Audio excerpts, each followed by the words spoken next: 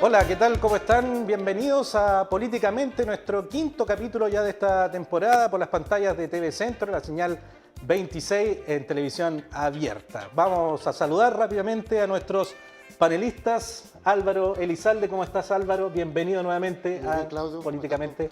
¿Cómo ha estado esta semana? Muy bien, muy entretenido. Vamos a conversar ahí durante el programa cómo está en términos políticos la nueva mayoría hoy en día. A mi izquierda, René Cortázar. René, ¿cómo estás? Bienvenido nuevamente a TV Centro. Así es. Bien, dos temas que vamos a estar analizando en este programa, en Políticamente, programa que ya comenzamos desde ya.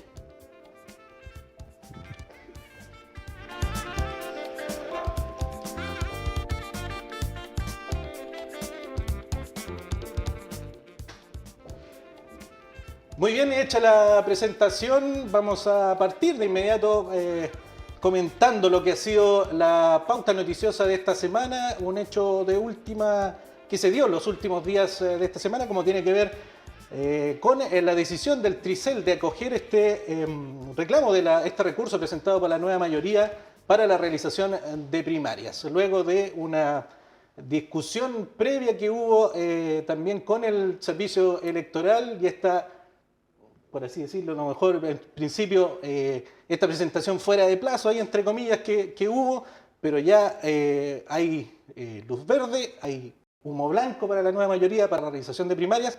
Vamos a partir preguntándole inmediatamente para Elizalde, Álvaro, con esta decisión del Tricel y cuál es el mecanismo y cuáles son, ir aclarando en el fondo cuáles son los pasos que tienen hoy en día ya para estas primarias. A ver, primero hagamos un poco de historia para que la gente entienda lo que aquí ocurrió.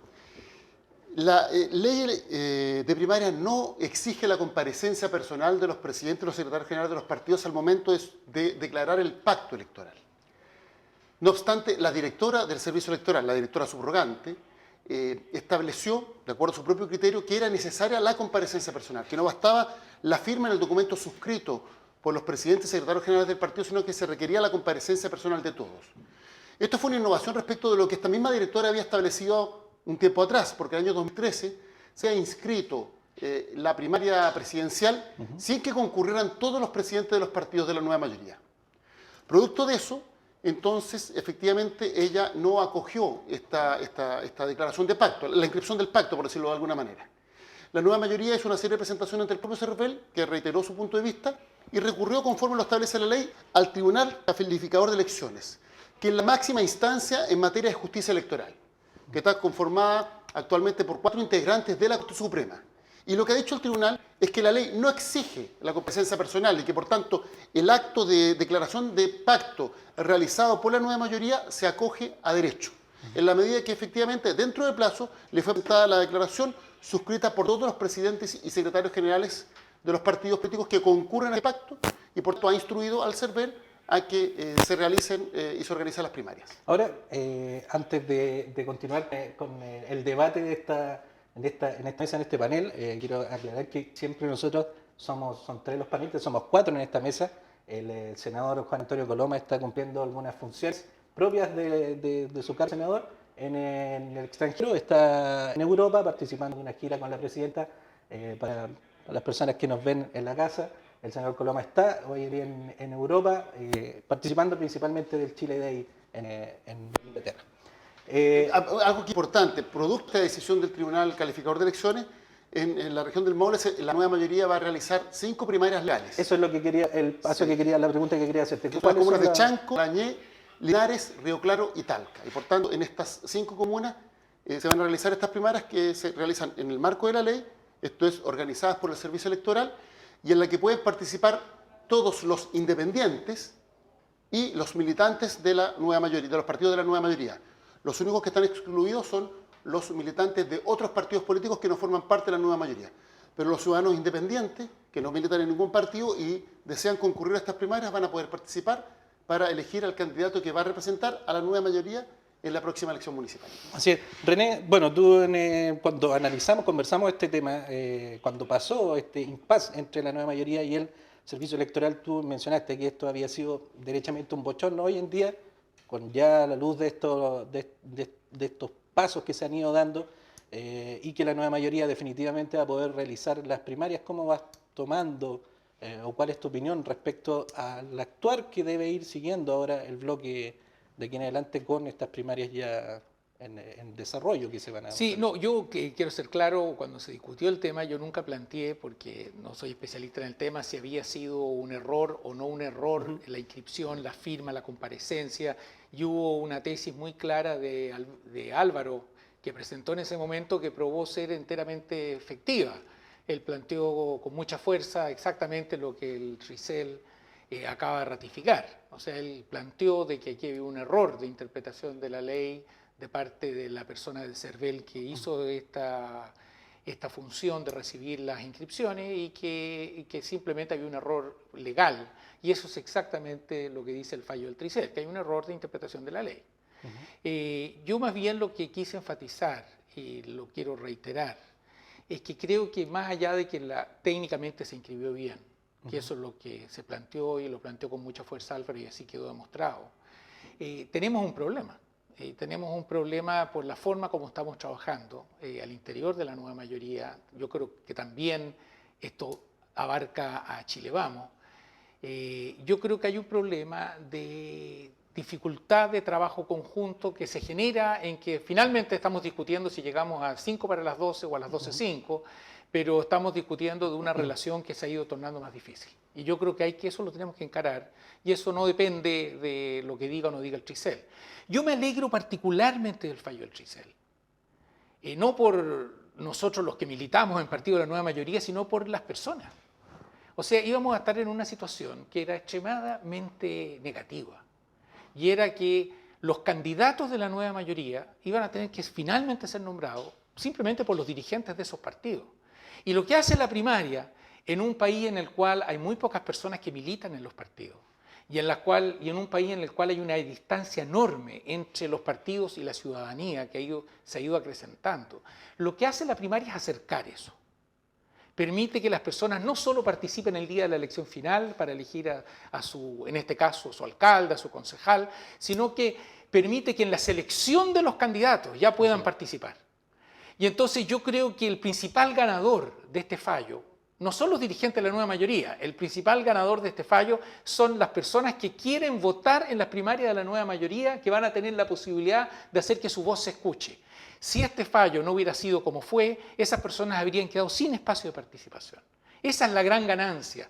Hay gente que dice que quien ganó la directiva de este partido, de otro no. El gran ganador de este fallo son las personas independientes o militantes de la nueva mayoría, y muchos son en su mayoría independientes, que quieren participar y que quieren decir: yo prefiero este candidato a alcalde a este otro. Y aquí lo quieren decidir en Talca, lo quieren decidir en Linares, como ha señalado Álvaro, en varios lugares de la región. Y en ese sentido yo me alegro mucho. Alegrándome mucho de esto, sin embargo creo, y eso salió la otra vez en la conversación, de que tenemos un tema pendiente. Exacto. Y que no tiene que ver con la inscripción y que no tiene que ver con la ley, porque se probó que ahí se había actuado correctamente, que tiene que ver más bien con la sustancia de una coalición y cómo hacer que esa coalición pueda ser más representativa de la sociedad chilena. Así es, efectivamente esta decisión, más allá de que era cierta la hipótesis que planteaste tú, Álvaro, es esta decisión un salvadía, entre comillas, para lo que el desarrollo del bloque, por lo menos este año, porque si no, quedaban en un pie bastante complicado, bastante complejo. Varios comentarios al respecto. Respecto de la interpretación legal, efectivamente tuvimos una diferencia con el senador Coloma en un programa anterior. Lamentablemente el senador Coloma aquí no está. Pero yo señalé que efectivamente, a mi entender, el CERVEL había cometido un error en la interpretación y en la aplicación de la norma que regula la declaración de pactos. Y eso efectivamente es lo que ha señalado ahora el Tribunal Calificador de Elecciones. Pero estoy completamente de acuerdo con René en términos que hay que hacerse cargo de un tema más de fondo. Y es que las primarias se establecieron para que los ciudadanos participaran en la definición de los candidatos de los distintos bloques políticos de nuestro país. Y que por tanto las decisiones no se adoptaran entre cuatro paredes. Sin embargo, las primarias se van a establecer y se van a aplicar, por decirlo de alguna manera, de forma excepcional. O sea, la regla general no son las primarias, sino que son más bien el acuerdo entre partidos. Y eso da cuenta, yo creo, de una reflexión que hay que tener, una reflexión de fondo respecto de cómo promovemos la democracia y cuánto todavía nos falta por avanzar. Doy un ejemplo. La derecha, Chile Vamos Chile, va a tener poco más de 40 primarias. Así es. La nueva mayoría va a tener 66 primarias. Había acordado 95, sin embargo, en aproximadamente 29 comunas solo se inscribió un solo candidato. Pero obviamente este es un instrumento, por decirlo de alguna manera, que estamos subutilizando y que deberíamos promover para la definición de las candidaturas. No es obligación hacer primaria, obviamente, donde hay un liderazgo nítido, claro, y todos los partidos políticos y todos los que forman parte de un determinado conglomerado consideran que esa persona debe ser él o la candidata. Pero donde existen diferencias, las primarias son un buen mecanismo. Y hay que hacerse cargo también autocríticamente respecto de estas negociaciones que se extienden indefinidamente y que llevan muchas veces a que el cumplimiento de la normativa se realice al filo del vencimiento del plazo legal. Pero reitero, a mi entender, en el tema específico que estuvimos conversando en el programa anterior, el Servicio Electoral cometió un error de interpretación y aplicación de la norma jurídica que ha sido enmendado por el Tribunal Calificador de Elecciones y que ha permitido que se restituya el imperio del derecho. En Chile las leyes deben ser respetadas por todos y el Tribunal Calificador de Elecciones, a mi entender, ha realizado una correcta interpretación de lo que es la normativa vigente. Ahora quedan algunas dudas al respecto todavía del término de los presidentes, no sé si están debidamente aclarados ya. ¿Qué va a pasar con el caso de los precandidatos que son autoridades, que tenían un plazo específico para renunciar a sus cargos? ¿Qué pasa con ellos? Es que hay que distinguir en dos situaciones. Porque la mayoría no renuncia. Cuando hay incompatibilidad legal, por ejemplo el caso de los integrantes de los consejos regionales, de cuando no hay incompatibilidad legal, pero el gobierno estableció un plazo para la denuncia y estas personas renunciaron. En ese caso, jurídicamente, su inscripción no adolece de ningún vicio. Pero obviamente no están cumpliendo con una instrucción que dio el gobierno, que fue efectivamente que los distintos candidatos renunciaran anticipadamente para que no se interpretara que había una especie como de intervención o uso inadecuado de una determinada responsabilidad pública en la campaña de primaria. Entonces hay que distinguir. Por ejemplo, los consejeros regionales que no renunciaron, de acuerdo a la interpretación del CERVEL, su candidatura no va a ser calificada positivamente y por tanto no van a poder competir. Respecto a los demás casos, se trata más bien de un plazo que estableció el gobierno como una buena práctica, que de no ser cumplida no genera inhabilidad para competir, pero que yo creo que las personas que están inscritas y que no han renunciado debieran hacerlo a la brevedad posible como una señal que efectivamente van a competir en igualdad de condiciones y no van a beneficiarse, podríamos decir, de su cargo para poder realizar la campaña de primarias. ¿Sí? René, yo se lo consultaba, Álvaro, era efectivamente esta decisión del Tricel, de alguna manera es un salvavidas para la nueva mayoría, si no quedaba en un pie bastante complicado ante la opinión y también políticamente el no poder realizar como decías tú, esta participación de la ciudadanía en la elección de sus candidatos y más aún un pie bastante complicado también en lo que tiene que ver con las negociaciones entre los propios partidos. ¿Consideras tú que esto viene de alguna manera a darle un respiro al bloque? No, si no cabe duda que desde el punto de vista de los dirigentes del bloque, nueva mayoría, esto es una buena noticia. Eso no cabe duda ninguna. Pero creo que, insisto, la principal noticia no es para 20, 50 o 100 dirigentes de un bloque. La principal noticia es que hay cientos de miles de chilenos que quieren participar no solo en el día de la elección definitiva, sino que quieren acercar su opinión para que se vea reflejada en quienes conducen. Y en ese sentido la primaria es una herramienta muy eficaz, porque puede haber perfectamente en un lugar un candidato que es el favorito de los dirigentes de un partido, y sin embargo la gente está optando por otras visiones, por otras miradas. Además, fuerza incluso a que los partidos, cuando preseleccionan su candidato, tienen que estar ya conscientes de que va a haber, como hay una primaria, tienen que asegurarse de que haya más sintonía con la gente. Cuando eso no ocurre, y para qué decir cuando no ocurría en el sistema binominal, donde era más claro quién salía, simplemente los partidos podían elegir su candidato a discreción y al final se iban a elegir más o menos un número relativamente parecido a lo que ellos sospechaban y por lo tanto no había que hacer mucha consulta a la gente. Entonces, la mezcla de ir ajustando nuestro sistema electoral en general va en la misma línea que en las primarias. Va en la línea de hagamos que nuestra política refleje mejor, o ponerlo en una frase. Hagamos nuestra democracia representativa más representativa. Uno podría decir casi un slogan para esto.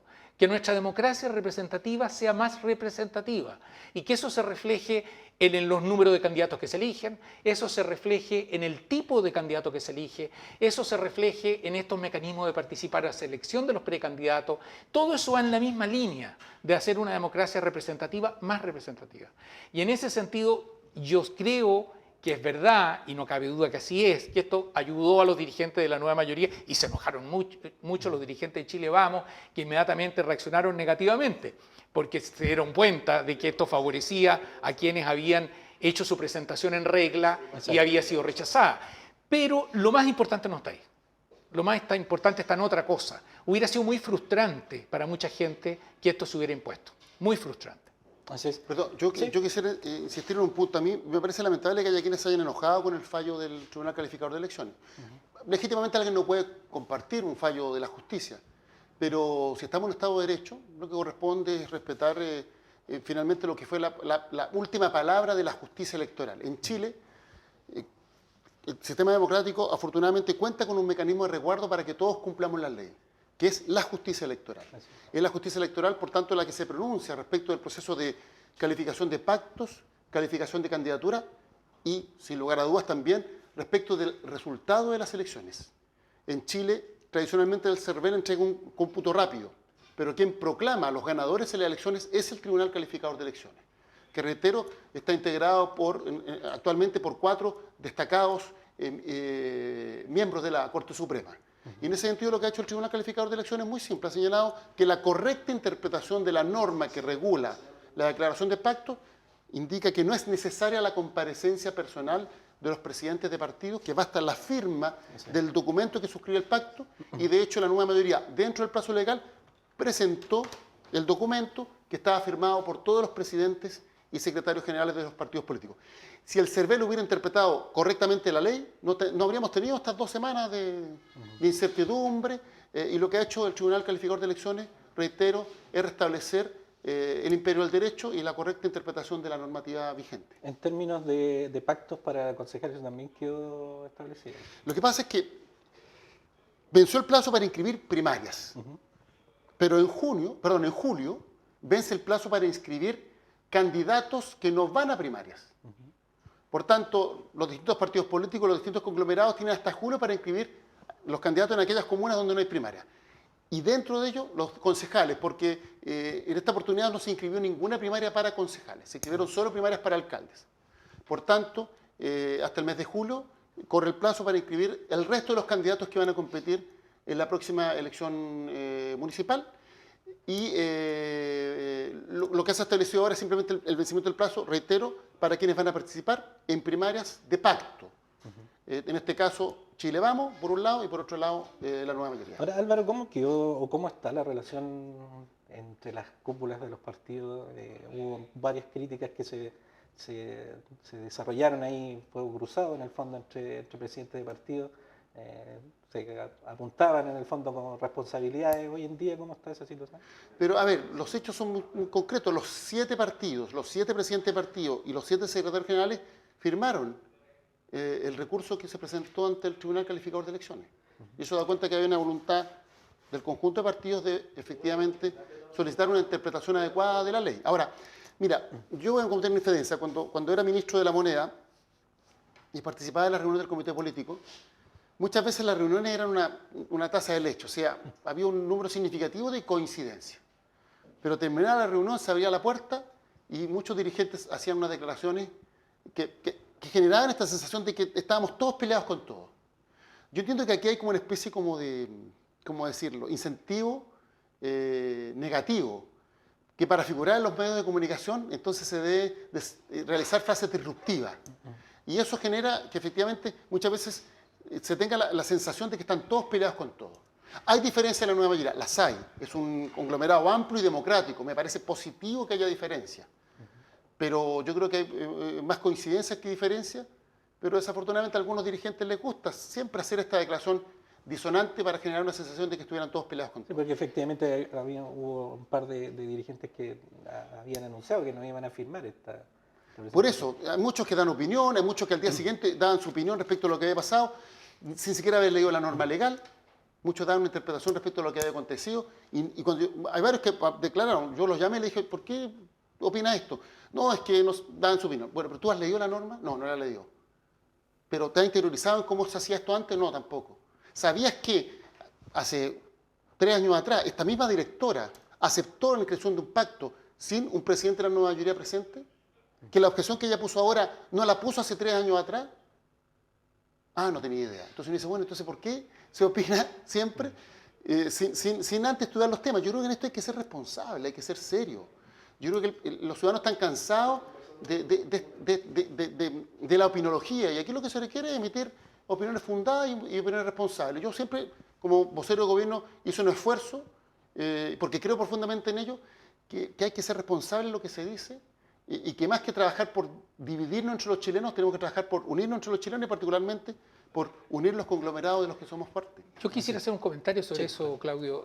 Yo creo que después de celebrar de que esto vaya a haber primarias, que yo creo que es positivo, etcétera, yo creo que es muy importante tomar este último punto que enfatizaba Álvaro y que yo comparto plenamente. Yo creo que hay un problema que uno podría llamar de unidad. Si uno lo quisiera decir en un chilenismo más adecuado, uno diría, aquí está cada uno para su santo. Esto es lo que nos está pasando como país. Nos está pasando al interior de muchos partidos, donde los liderazgos andan cada uno para su santo, más allá de lo que es el interés común del partido.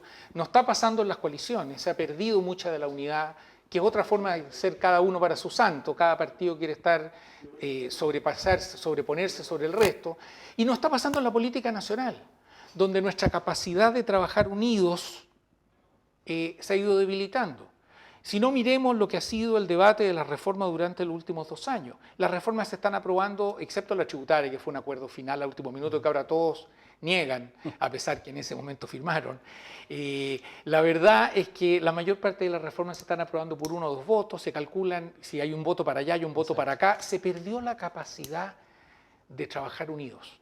Yo creo que ese es el problema de fondo, que se expresa de muchas maneras. Entre otras, se expresa cuando uno tiene que llegar a 5 para las 12 para inscribir una lista y todavía hay gente que da 5 interpretaciones distintas respecto de qué fue lo que pasó. Se expresa así, pero es más de fondo. Y el más de fondo, ese tenemos que atacarlo porque ese es el verdadero problema. Se ha perdido la capacidad de trabajar más unidos. Estamos en un Chile que es, en el mundo de la política, cada uno para su santo. Y yo creo que eso es muy grave y eso nos está quitando mucha fuerza. Y la gente se da cuenta. Y como la gente entiende que la política tiene que ver con el interés general de todos, particularmente de los que no están en política, se distancia, desconfía, dice, están preocupados de ellos. Y cada uno de estos hechos van mostrando que estamos preocupados de nosotros. Y más que lo que debiéramos y menos preocupados del bien común de la sociedad. Yo creo que este es un tema muy de fondo que se ha ido agudizando y en ese sentido siempre ha existido diferencia. Y en las coaliciones siempre ha habido colores distintos. Si no, no serían coaliciones, serían un solo partido. Si fuera monocolor, ¿para qué van a hacer una coalición? Hagan un solo partido. Y si hay coaliciones, por definición, significa que hay distintas posiciones. Lo que pasa es que la capacidad de esas distintas posiciones de ponerse de acuerdo en un objetivo común se ha ido debilitando enormemente. Y esto ocurre en la coalición de gobierno y en la coalición de oposición. Esto ocurre en la política en general. Y las personas desde su casa lo miran y desconfían. Y por lo tanto, cuando vemos las encuestas y 2 de cada 3 chilenos dicen que ellos no creen ni en la nueva mayoría ni en el Chile Vamos, significa que tenemos un problema. Tenemos un problema cuando ya 2/3 dicen yo no me identifico con nada de lo que está ocurriendo aquí. Entonces, yo creo junto con celebrar de que va a haber primaria, con celebrar de que había razones para haberlo inscrito como se hizo, etcétera, etcétera, y que yo celebro, yo creo que ahora tenemos que pasar al plato de fondo. Y el plato de fondo es ¿por qué estamos donde estamos? ¿Y cómo salimos de donde estamos? Porque lo que ocurre es que le estamos haciendo un daño a la política y un daño al país. Y eso es lo que tenemos que enfrentar. René, ¿crees tú que el bloque Nueva Mayoría como tal va a poder sostenerse a un próximo proceso eleccionario, más allá de esta, a lo mejor, municipal o parlamentaria? Es muy difícil, ¿Llegará como bloque a las presidenciales es muy difícil como tal? prever el futuro. Yo soy particularmente malo a eso. Normalmente cuando hago mis predicciones, las veces que las he hecho en muchas cosas políticas me he equivocado rotundamente. Entonces no tengo ninguna pretensión de ser un buen predictor. Sin embargo, sí entiendo algunas cosas que van a estar presentes. Creo que la nueva mayoría se construyó en una gran proporción fue un paso que tuvo que ver, uno, con una valoración muy positiva del primer gobierno de la presidenta Michelle Bachelet, que yo creo que fue un muy buen gobierno. Y en segundo lugar, con una candidata que tenía un respaldo popular enorme, gigantesco, que tenía, la verdad, es que tenía un apoyo político y social que le permitía ser electa prácticamente sin condiciones. O sea, había un nivel y un grado de adhesión, no solo un nivel de adhesión, sino que una intensidad de adhesión que era enorme. Eso facilitó muy fuertemente el trabajo conjunto y que se constituyera la nueva mayoría. Creo que eso también hizo debilitar las otras fuerzas que unían, porque eso era tan fuerte que de alguna manera dominó. Pero esas circunstancias no están ahora.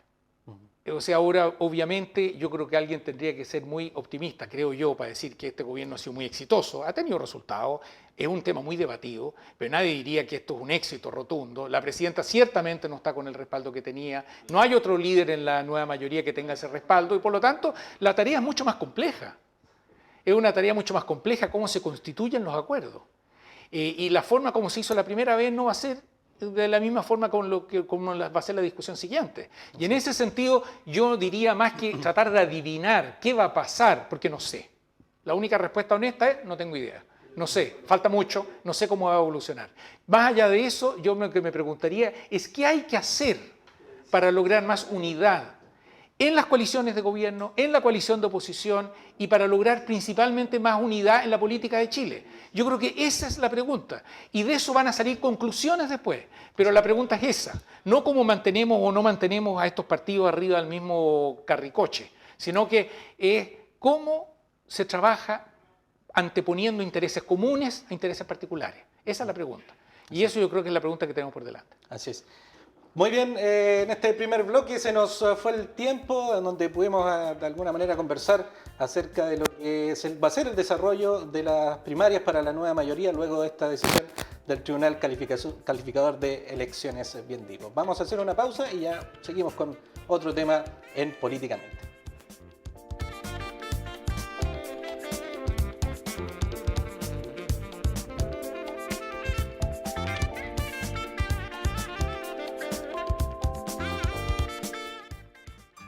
Para la Constitución, una conversación. La etapa participativa del proceso constituyente nos invita a expresar qué Constitución queremos para Chile, a través de nuestras opiniones respecto a los valores y principios, derechos, deberes y responsabilidades, y las instituciones del Estado que debiera contemplar. Debes saber que si participas de este proceso, tu opinión quedará registrada e incidirá en la propuesta de cambio constitucional de la presidenta. ¿Cómo participar? Hay 4 formas y puedes participar en una o en todas ellas. 1. Participación individual, ingresando a unaconstitucionparachile.cl y respondiendo a la consulta ciudadana. Solo necesitarás tu número de RUN y número de documento. Podrán participar chilenos, extranjeros residentes y también los chilenos residentes en el exterior desde los 14 años de edad. 2. Encuentros locales. Estos pueden ser convocados por cualquier persona o grupo de personas. Debes inscribir tu encuentro local y a sus participantes en la página web o en el número telefónico 600-204-0000, identificando un mínimo de 15 y un máximo de 30 participantes. Cada encuentro contará con un moderador previamente inscrito, elegido por el propio grupo. Al final del encuentro deberás completar el acta, el listado de participantes y una fotografía de las personas que participaron, subiéndolas a unaconstitucionparachile.cl. Podrás participar en un solo encuentro local entre el sábado 23 de abril y el jueves 23 de junio. Los resultados de los encuentros locales de tu provincia fijarán la agenda del Cabildo Provincial. 3. Cabildo Provincial.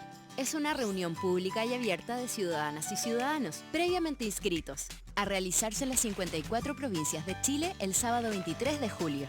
Este nivel busca que los temas constitucionales prioritarios surgidos de los encuentros locales se manifiesten en una conversación abierta. En cada cabildo se levantará un acta donde se expresarán acuerdos parciales y desacuerdos entre los asistentes. 4. Cabildo Regional. Es el último nivel del proceso de diálogos territoriales. Se realizarán en las 15 capitales regionales el sábado 6 de agosto. Aquí se conocerán los acuerdos definitivos del nivel provincial y se dialogará sobre los acuerdos parciales y desacuerdos para explorar nuevos acuerdos, ahora de carácter regional. La etapa participativa concluirá con la elaboración de un documento denominado Bases Ciudadanas para la Constitución.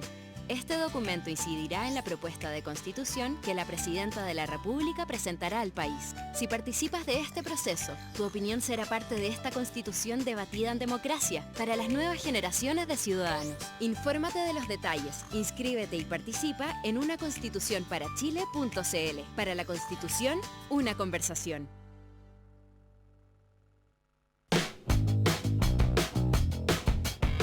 El próximo 19 de abril de 2017 se realizará el censo. Para el éxito del proceso es necesario saber cuál es la nueva distribución de viviendas, hogares y personas a lo largo del país debido a su cambio permanente. Para conocer la configuración actual de la población, los precensistas recorrerán todo Chile realizando el precenso 2016. Así se efectuará un primer recuento de viviendas y habitantes. ¿Cuántas personas viven en el hogar? ¿Cuántas de estas son hombres y cuántas son mujeres, incluyendo guaguas, niños y ancianos? ¿Comparten el presupuesto para alimentación? Con estos datos podremos saber cuántos voluntarios necesitaremos en cada lugar de nuestro país para el próximo censo. En el censo 2017, todos contamos.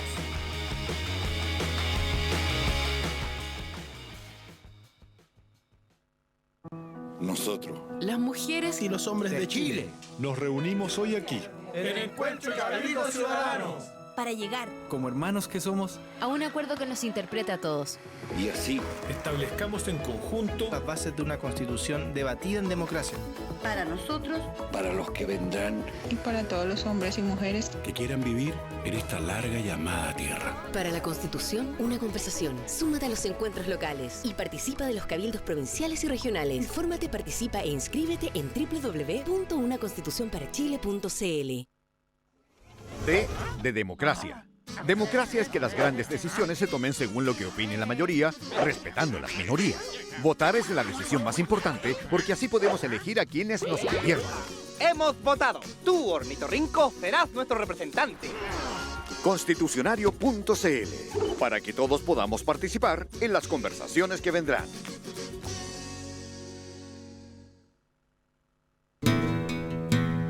enójate. Que no te digan que es malo, porque no siempre lo es. Porque si te da rabia que no todos tengan un trabajo digno, si no soportas que miles de niños no reciban la educación que merecen, si te indigna que las personas con discapacidad mental no tengan oportunidades, significa que te importa y vas a hacer algo. Hogar de Cristo, por un Chile más digno y justo.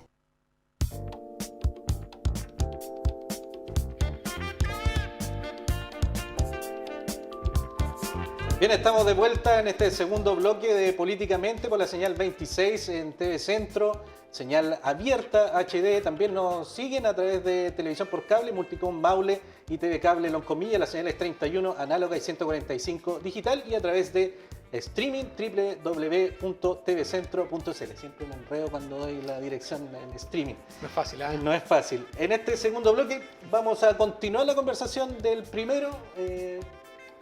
Tal como se lo consultamos a René Cortázar, Álvaro Elizalde, te quiero hacer la consulta. ¿Crees tú que el bloque como nueva mayoría es capaz de permanecer en el tiempo para una próxima elección? ¿Hasta una próxima elección? Bueno, efectivamente, al igual que René, yo no soy capaz de predecir el futuro. Pero también soy convencido que el futuro no está escrito, sino que el futuro se construye sobre lo que hagamos. En general, todos podemos construir nuestro futuro. Y creo que lo que hay que efectivamente hacer en Chile es trabajar por fortalecer una amplia unidad de sectores progresistas que son partidarios de, básicamente, el cambio social para construir una sociedad que tenga crecimiento y desarrollo sostenido en el tiempo, pero además más justicia social.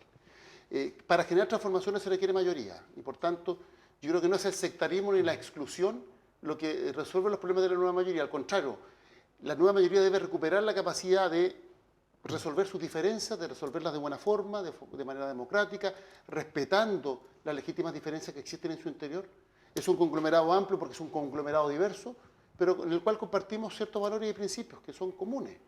Y por tanto yo creo que el esfuerzo que hay que hacer es trabajar por fortalecer la unidad de la nueva mayoría, aprender de los errores que se han cometido, ser profundamente autocrítico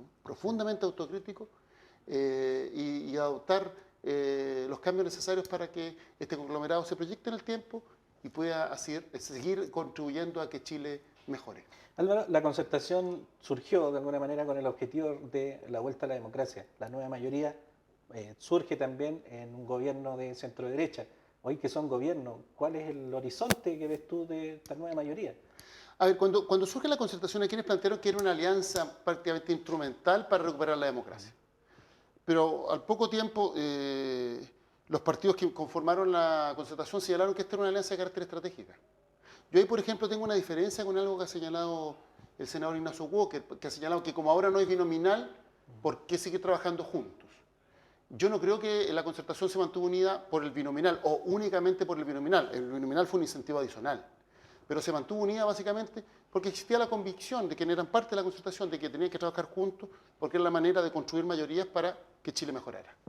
Entonces no creo que el sistema electoral sea la única razón por la cual existe un conglomerado que se proyectó tanto tiempo y que hoy día en alguna medida también se proyecta a través de la nueva mayoría, que es un conglomerado distinto, más amplio, pero que es heredero de lo que fue antiguamente la concertación. Entonces yo creo que en ese sentido la razón por la cual tenemos que trabajar unidos no es solamente por el sistema electoral, es por algo más de fondo, que es que si queremos generar cambios profundos, que se proyecten en el tiempo con una amplia base de legitimidad social y que efectivamente permitan que Chile progrese, se requiere la construcción de conglomerados amplios, de conglomerados mayoritarios. En democracia los cambios se llevan adelante a través de mayorías y eso implica ser tolerante con la diversidad, respetuoso con la diversidad y tener capacidad para que nos pongamos de acuerdo en lo que realmente importa. Yo quería hacer un alcance a eso, dos alcances quiero hacer. Primero, yo creo sinceramente que el senador Walker no piensa, y si lo dijo, estoy seguro que desmentiría sus propias palabras, de que la concertación es fruto básicamente de un sistema electoral. Yo creo que la concertación fue fruto de una búsqueda de un entendimiento común y tuvo una característica muy importante que tiene que ver con lo que hablábamos en el primer bloque. Primero, buscó no solo el principio de mayoría, sino que buscar interés común en la coalición, buscar que cada uno de los partidos que formaban parte de la coalición estuvieran muy de acuerdo con lo que se iba a hacer. Y segundo, buscar un interés común en la sociedad, no solo construir una mayoría para los cambios, sino que construir una mayoría para liderar un proceso que cree un proyecto nacional que pueda integrar también a la minoría. Esto no es una diferencia pequeña, esto es una diferencia muy importante que hay que tener en mente. Uno puede gobernar para que la mayoría se imponga o uno puede gobernar para que la mayoría lidere. Lidere en la construcción de un proyecto que una a todos los chilenos. Y en aquellos aspectos donde no ha sido posible construir un acuerdo, el principio mayoritario vale en democracia. Pero una vez hecho el esfuerzo de construir un proyecto común. ¿Por qué insisto en este punto? Porque yo creo que ese ha sido un cambio del paso de la concertación a la nueva mayoría. Yo creo que uno de los problemas que hemos tenido y que va a tensionar la discusión hacia adelante tiene que ver exactamente con esto que acabo de decir. O sea, yo creo de que en la nueva mayoría, en la gestación de su discusión programática, en la elaboración de sus proyectos de leyes y en la tramitación de su proyecto de leyes, ha habido una tendencia a la mayoría dentro de la nueva mayoría conduce y el resto tiene que alinearse. Tienen que, y eso se llama resolución de diferencia, pero no es resolución de diferencia, eso significa arrastrar, significa el tirabuzón en vez de la convicción de todos. Es muy distinto cuando todos por convicción actúan a cuando hay un tirabuzón que fuerza a todos a ponerse en la fila. Y yo creo que, sin entrar en detalle, pero podemos hablar de detalles por muchas horas, en las tramitaciones de estos años ha habido esta relación y la gente lo ha percibido de esa manera. Y eso ha sido muy claro dentro de la democracia cristiana, muy claro. O sea, hay una incomodidad de sentir, una dificultad por sentir de que la verdad es que hay aspectos en los cuales se han empujado más allá de lo que es la convicción de todos los miembros de la coalición. Y yo creo que este es un aspecto muy central. Y es un aspecto muy central también en la política chilena. También en la política chilena, y por eso insisto que es el mismo principio y la misma dificultad que tenemos, que hablábamos en el primer bloque, en la política chilena también existe la convicción, creo yo, en la oposición, y la oposición y el gobierno son un tercio. Y en los otros 2 tercios, que no son ni gobierno ni oposición, y que importan tanto porque son 2 tercios, existe la convicción, creo yo, y se refleja, de que este sistema político no está actuando en torno a un interés común de la sociedad, sino que en torno básicamente al principio de mayoría. Y al que le toca gobernar, gobierna y hace lo que le parece. Yo creo que ese principio no es un principio sólido democrático. La democracia surge en el mundo para cuidar el interés común de las sociedades. No surge para imponer las mayorías. surge para cuidar el interés común. Una vez que se ha agotado el esfuerzo, una vez que se ha trabajado por construir ese proyecto común de nación, una vez que se han usado todas las herramientas culturales e institucionales para eso, obviamente el principio de mayoría tiene valor para dirimir las diferencias que no se han logrado resolver. Pero es muy distinto acercarse a un problema buscando un interés común que acercarse a un problema buscando imponer la visión de la mayoría.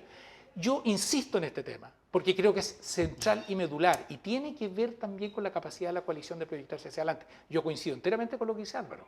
Lo que pasa en el futuro no cae del cielo, depende de lo que hagamos. Pero lo que hagamos tiene que ver con esto. Tiene que ver con una visión crítica de lo que han sido estos 2 años, no con una visión complaciente, sino con una visión crítica respecto de la forma en que se ha dado la política, y entender que la gente quiere volver a tener la percepción de que estamos en un carro común. No solo al interior de las coaliciones, sino que en el país. La gente añora eso. Y eso me parece a mí que es un elemento absolutamente central. Las diferencias son tan notables, y lo cuento como una anécdota porque me pareció genial.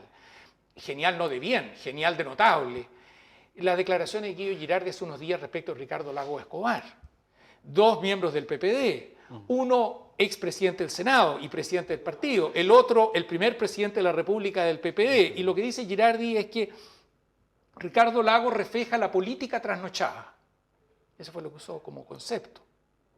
Eso refleja una falta de unidad para usar ese lenguaje de esa manera. Y yo con esto no estoy criticando a él, eso fue la declaración, lo estoy simplemente dando cuenta de que esa es la visión con la cual yo discrepo. Yo creo que esas diferencias de quiebre de unidad, si la verdad es que Ricardo Lagos Escobar representa por un expresidente del PPD la política trasnochada, estamos en un problema. Estamos en un problema de verdad, porque eso uno lo proyecta después al resto de las coaliciones políticas y esto simplemente se expande. Entonces yo creo que tenemos un problema, yo insisto, tenemos un problema y el futuro va a depender de cómo lo encaremos. Así es. Es que yo tengo coincidencias con René, pero también algunas diferencias, y quisiera expresarlas. A mí me parece que efectivamente cuando uno impulsa transformaciones, mientras mayor sea la base de sustentación de esas transformaciones, mejor, porque eso permite que efectivamente se proyecten en el tiempo. Si yo puedo generar un cambio con el 50,1% de los chilenos y puedo hacer el esfuerzo por generar ese cambio con el 80% de los chilenos, prefiero hacerlo con el 80% con el 50,1%, completamente de acuerdo. Pero también hay momentos en los cuales se requiere generar cambios, independientemente de que ya no se pueda sumar más voluntades. Doy un ejemplo súper concreto. El binominal. Durante 25 años hicimos el mejor esfuerzo por poner fin al binominal.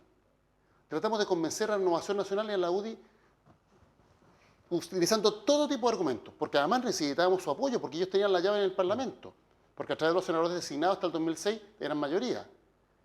Y entre el 2006 y el 2014 contaban con una bancada lo suficientemente relevante para evitar que nosotros tuviéramos el quórum de 3/5 para modificar el sistema binominal. Y estuvimos 25 años, y al final lo sacamos. Y lo sacamos con 2 o 3 votos de oposición en el Senado, no más. Pero no fue posible. No fue posible porque hubo fuerzas que se opusieron. Y se ponían o seguido poniendo por los próximos 50 años. Chile merecía un sistema electoral representativo. Chile merecía un sistema electoral que garantizara una democracia de alta intensidad. Entonces, por mí, feliz si finalmente hubieran primado las convicciones democráticas dentro de la derecha y se hubieran sumado a un esfuerzo por reemplazar el sistema binominal. Pero si no fue posible, sino hacerlo por unos pocos votos más en el Parlamento, fue porque ellos, durante un cuarto de siglo, supusieron sistemáticamente a una transformación elemental. Entonces, ahí doy un ejemplo concreto de cómo efectivamente, porque yo creo que el sistema binominal se debería haber acabado en Chile el año 90. Creo que los senadores designados, tuvimos que una diferencia con el senador Coloma, se debería haber acabado, o sea, no deberían haber existido nunca, así de simple. Y bueno, lamentablemente requeríamos de los votos de la oposición para eliminar en un caso eliminar la institución de los senadores designados, para otro caso modificar el sistema electoral. Y en el caso del sistema electoral no fue posible. Yo quiero decir, y aquí se trata, tenemos que además hacer un debate porque nos falta el senador Coloma, entonces si nosotros nos ponemos de acuerdo en todo, esta cuestión nos van a echar del programa políticamente, cosa que nosotros ninguno nos queremos, porque nos gusta venir a participar. Yo quiero decir que, aunque me gustaría disentir, coincido con Álvaro, o sea, coincido en lo que él acaba de decir. O sea, yo no estoy proponiendo de ninguna manera, como regla democrática, de que la minoría tenga veto sobre todo, porque esa no es una regla democrática. Y por lo tanto, si se trata de una institución esencial para la democracia, como el sistema electoral, yo estoy de acuerdo que si yo tengo 3 votos más y con eso puedo hacer que sea plenamente democrática, los tengo que usar. Y no estoy disponible para aceptar el veto de la minoría, para tener una institucionalidad que no sea democrática. Coincidimos 100%. Pero déjeme dar otro ejemplo, que se refleja en la reforma tributaria, que se refleja en la reforma laboral, muy importante en la reforma educacional, muy importante. Y este es un terreno de opiniones, y podemos diferir, pero mi opinión es que en este conjunto de reformas se ha buscado muy claramente, y además en una frase que se repite, que es una frase muy poco feliz, que se dice, mire, nosotros lo que tenemos que hacer es exactamente todo lo que escribimos en un papel que llamamos programa. Y tenemos que buscar los votos necesarios para aprobarlo tal cual. Si eso fuera el principio democrático, la verdad es que no tendría mucho sentido el debate parlamentario. ¿Qué van a debatir? Si alguien sale elegido presidente y tiene una mayoría parlamentaria y lo que dice que va a hacer es exactamente punto y coma todo lo que tiene en su programa, la verdad es que nos podemos ahorrar muchas sesiones del Parlamento, podrían levantar la mano rápidamente, aprobar todo y ya está. No, el principio de la democracia es otro. Dice, yo llego al gobierno para liderar y llego con una propuesta. Pero como a la sociedad chilena, yo sé que no tengo la verdad absoluta, muy importante, no dogmatismo. Yo sé que hay cosas que se me escaparon como coalición, muy importante. El otro también tiene parte de la razón. Yo trabajo con el otro abierto de cabeza a ser flexible en mi propuesta, porque el otro puedo aprender mucho de ese diálogo democrático y de la participación ciudadana y de escuchar a los demás. Y por lo tanto no me aferro a que si lo escribí o no lo escribí y de qué forma lo escribí, sino que a partir de mi propuesta busco un terreno común. Y construyo ese terreno común. Eso no ha ocurrido en las reformas tal como se han sido tramitadas. Lo que ha ocurrido más bien es un intento de decir, el programa lo tiene escrito y usted es desleal si usted no levanta la mano tal como está escrito y por lo tanto no escuche lo que dice la oposición, no escuche lo que dicen los sostenedores, no escuche lo que dicen las organizaciones sociales, cumpla lo que se escribió. Que se escribió 2 años atrás en otra realidad, que se escribió sin ese diálogo social que ha habido después, que se escribió sin deliberación democrática. A mí me parece que este es el corazón del problema que tenemos, porque eso dificulta el debate democrático. Porque si yo me siento frente a mi adversario y le digo, mire, yo quiero dialogar contigo, pero te quiero aclarar que tengo los votos y voy a aprobar todo tal cual lo tengo escrito, entonces, ¿de qué deliberación democrática hablamos? No hablamos de nada. Eso significa de que yo no le reconozco al otro la posibilidad de iluminar mi propuesta y de haber visto cosas que yo no veo y de haber descubierto cosas que yo no descubro. La democracia supone un grado de modestia, de humildad mucho mayor. Supone que para construir un espacio común, como decía Elwin en el Estadio Nacional, Chile es uno solo. Para construir un Chile que sea uno solo, hay que entender que uno no es dueño de la verdad, que uno dialoga, que uno escucha, que uno cambia su posición, que uno busca un terreno común. Significa eso, y vuelvo con lo que dijo Álvaro, que coincido plenamente, que yo frente a una cosa como el binominal, yo mientras no se convenzan la mayoría aplastante, no voy a usar una mayoría relativa, no, yo la uso. No tengo duda ninguna. Pero en estas otras transformaciones que no son de blanco y negro como esa, sino que son de construcción institucional, uno tiene que tener una forma de hacer política distinta. Y ahí yo siento que hemos retrocedido. Y yo creo que si no cambiamos esto, vamos a tener dificultades. Nosotros, pero lo más importante, el país va a seguir teniendo dificultades. Así, Álvaro comparte que quizá en esta primera etapa de gobierno hubo bastante dogmatismo a la hora de aplicar ciertas reformas como las que mencionaba. Es que yo creo que la democracia implica diálogo y también debate y ponerse las cartas sobre la mesa respecto a las distintas visiones que se tienen de los temas de país. O sea, por ejemplo, en materia educacional. El sistema educacional chileno ha permitido aumentar de manera significativa la cobertura y disminuir de manera significativa la deserción. Somos el país con mayor cobertura de escolaridad y con menor tasa de deserción. Eso es un logro. Pero sigue siendo un sistema en que el origen social de los niños determina el tipo de educación al cual accede. Es decir, no es lo mismo nacer en un pesebre que en una cuna de oro. A mi entender, los países se modernizan no solo porque tienen más tecnología, más computadores y qué sé yo, teléfonos inteligentes de mejor calidad. Para mí la modernidad es algo más sustantivo y es construir relaciones sociales que sean simétricas, en que efectivamente nos reconozcamos como iguales en la diferencia, pero como iguales en derecho y en dignidad. Y creo que efectivamente el sistema educacional chileno lo que hace no es un instrumento de promoción social como lo ven los países desarrollados, sino que es un instrumento que tiende a perpetuar las desigualdades. La familia donde naces determina la educación a la cual accedes, la educación a la cual accedes determina las oportunidades que tienes en la vida. Y eso profundizado por la segregación geográfica que hay en Chile. Tenemos comunas para ricos, comunas para pobres. Antes yo me acuerdo que existían comunas con distintos sectores socioeconómicos. La gente se mezclaba en el barrio y en la misma cuadra vivía el hijo del médico, el hijo del abogado y el hijo del obrero. Eso ya no ocurre. En las grandes ciudades, Santiago es un ejemplo, lo que hay son verdaderas culturas de gueto. Entonces, tenemos que hacer un esfuerzo, creo yo, por modificar ese problema de fondo, que lo que hace es que seamos una sociedad con las peores distribuciones de la riqueza del mundo. Entonces, a mí lo que me interesa es que tengamos el debate, cuáles son las mejores herramientas, las mejores políticas públicas para conseguir este objetivo. Hay un debate previo, consideramos que es positivo construir un país con mayor integración social, con mayor cohesión social, porque alguien legítimamente puede estar en contra. Yo soy un convencido que tenemos que construir un país con menor desigualdad y con mayor cohesión social. Resuelto ese debate, discutamos respecto de cuáles son los mejores instrumentos para garantizar algo que le interesa a las familias chilenas. Educación de calidad y educación como un derecho. Porque podemos garantizar educación para todos, pero de mala calidad. Eso tampoco sirve. Y yo creo que ese es el debate que ha faltado y que efectivamente no se ha desarrollado respecto del tema de fondo. Pero yo creo que, por ejemplo, eso que ha dicho Álvaro de nuevo, para poder discrepar coincido, porque la verdad es que estoy de acuerdo con toda y cada una de las palabras que ha dicho, excepto con una visión muy crítica respecto a lo que se ha hecho en educación en los últimos 25 años, que no comparto, porque pareciera que ese mismo discurso se podría haber hecho el año 1990. Y lo repetimos hoy día. Pero al contrario, es un gran logro la cobertura. No solo la cobertura, no solo la cobertura. Y también el diagnóstico, por ejemplo, Chile es el país con una de las peores distribuciones de ingresos del planeta, tampoco es efectivo. Eso también son las cosas que se han repetido y que empiezan a tratar de construir una realidad. Cualquier persona que ha recorrido América Latina, con los ojos bien abiertos, sabe que no, ni modo, como dicen los mexicanos, de que Chile sea uno de los países con más desigualdad de América Latina, ni modo. Pero no entremos en eso porque son cifras. Déjame tomar los principios que dice Álvaro, tomarlos. Y después decir cómo construimos en torno a ese principio.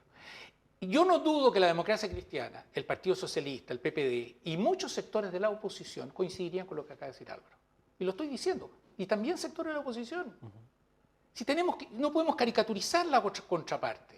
Si yo creo que hay sectores de la oposición que están abiertos también a una sociedad más igualitaria. Nosotros le hemos dado mayor énfasis, pero tenemos que utilizar la convergencia de los sectores para hacer ese cambio. Y en ese escenario se viene la reforma educacional. Y la reforma educacional se podía discutir de muchas maneras, pero se polarizó absolutamente. No se discutió con libertad instrumental, sino que se fue imponiendo a la fuerza una visión que produjo al final una votación que yo por lo menos veo entre los senadores de la democracia cristiana, no dejó conforme a nadie. Pero ni de lejos. Un ejemplo notable fue el ejemplo del ministro de Educación en su momento, Nicolás Aguirre, porque se partió no solo diciendo mejoremos, sino que con una visión muy estatista de la educación, con una visión de total desconfianza en la educación particular subvencionada, donde participan cientos y cientos de miles de jóvenes chilenos, con una visión tan distorsionada que se permitió varios lujos. El ministro en un momento dijo que la gente que entraba a estos colegios con nombre inglés eran como arribistas, después se dio otro lujito, pero el tercero fue el más grave.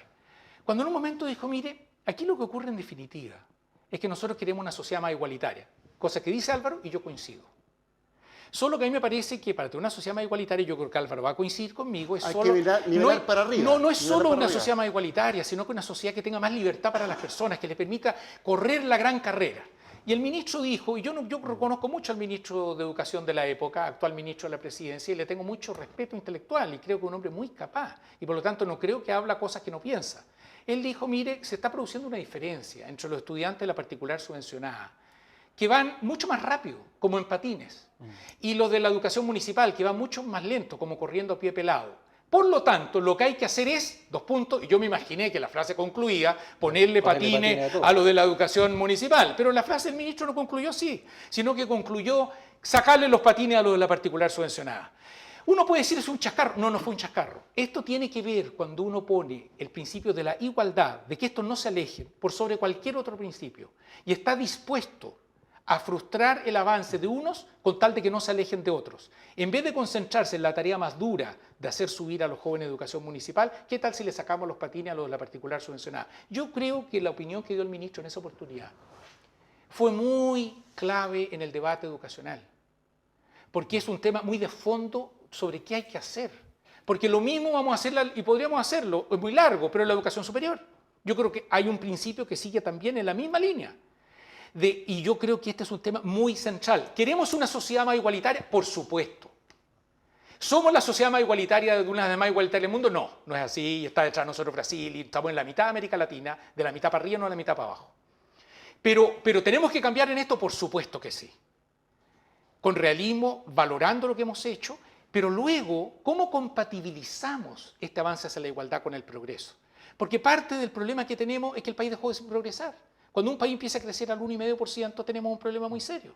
Y entonces, este no es un tema chico, este no es un tema menor, este es un tema que tiene que ver con la forma como hacemos la política y tiene que ver también con la coalición para adelante. Tiene que ver cómo construimos en este país, sumamos. Yo soy un optimista de lo que va a pasar en Chile. Y soy un optimista de lo que podemos hacer si sumamos. Pero soy un pesimista si dividimos y restamos. Y en ese sentido yo creo que tenemos una tarea grande por delante política. Así es. En términos, sí, vamos a avanzar un poco más en algunos otros temas, porque nos consumimos gran parte de este bloque con la conversación del bloque anterior. Pero que tiene que ver con la misma línea. Estábamos hablando de la unidad, de alguna manera, de los partidos políticos, sobre todo de la nueva mayoría, pero sin embargo, en un hecho político también de estos últimos días, está la renuncia del diputado Pepe Out al Partido por la Democracia. Pepe Out, muy conocido de alguna manera, desde un punto de vista también en soporte en temas electorales, expresando diferencias, críticas hacia la dirigencia de su partido. Algunos dicen también tiene que ver con un poco pataleo, producto de también las negociaciones internas quizás del propio partido. ¿Cómo ven ustedes esta situación, esta renuncia, que también después vamos a comentar brevemente lo que también algo similar pasó en nuestra región? Antes de contestar la pregunta, dos paréntesis. El primero es que yo creo que efectivamente cuando se trata de construir una sociedad con mayor justicia social hay que nivelar para arriba. Hay que nivelar para arriba. No se trata de nivelar para abajo, se trata de nivelar... no sacarle los patines a nadie. O sea, que todos los niños, niñas y jóvenes de nuestro país cuenten con las mejores herramientas para progresar en la vida. Que no sacarle los patines a nadie. Aumentar la calidad del sistema educacional para todos. Entonces, nivelar para arriba. Estoy convencido de eso. Y lo segundo, que a mí me parece que es fundamental, es que yo en absoluto menosprecio los avances que hemos tenido en Chile desde que recuperamos la democracia. Soy un convencido que este país es significativamente superior a como era el año 90. Significativamente superior. No hay ningún indicador de la calidad de vida en Chile que señala lo contrario.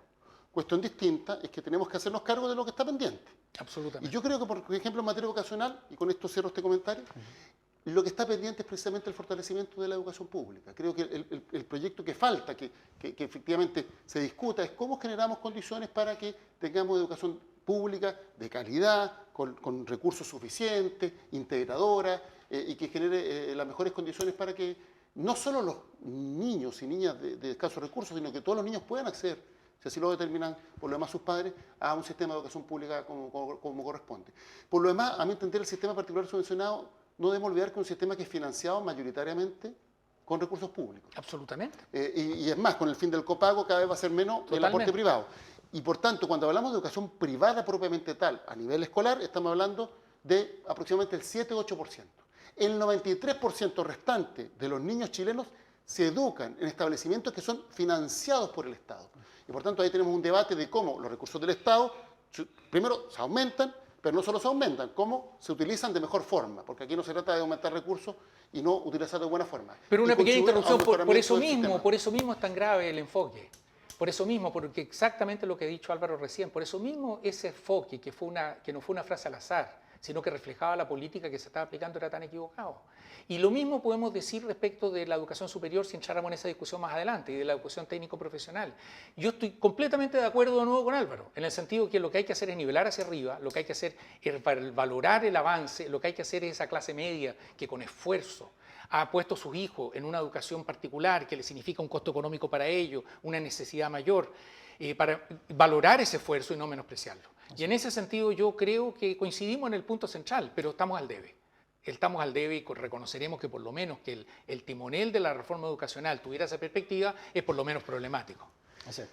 Avanzando a la pregunta que habíamos señalado. Está claro, bueno, no quiero reabrir el tema. Sobre el tema de la renuncia de Pepe Out, a ver, él tendrá que explicar cuáles fueron sus motivaciones para esta renuncia. De hecho, hizo pública una carta, pero yo creo que efectivamente hay que hacerse cargo de un tema bien de fondo, y es que hoy los partidos políticos son las instituciones por decirlo positivamente, menos protegidas del país, por decirlo negativamente, con mayor grado de desprestigio. Y eso da cuenta que efectivamente los partidos políticos no están cumpliendo la función por la cual existen. A mi entender, en democracia es fundamental un sano sistema de partidos políticos. Reitero, sano sistema de partidos políticos. Cuando no existe un sistema sano de partidos políticos, y lo que es peor, cuando no existe un sistema de partidos, las democracias son víctimas del caudillismo, del personalismo y de la falta de consistencia en políticas públicas de largo plazo que generen progreso. Pero por eso creo que todos los partidos políticos, sin excepción e independientemente de su posición ideológica, deben ser profundamente autocríticos respecto de la forma en la cual han estado trabajando, la forma en la cual resuelven sus diferencias y la forma en la cual generan sus propuestas ante el país. Me parece que es necesario modernizar el sistema de partidos políticos. Y eso significa, en primer lugar, mayores grados de transparencia. En segundo lugar, mecanismos de rendición de cuentas públicas, no solo ante los militantes, sino que ante la ciudadanía. Y en tercer lugar, que yo creo que es fundamental, que el sistema de partidos tiene que ser un sistema que esté determinado por la idea.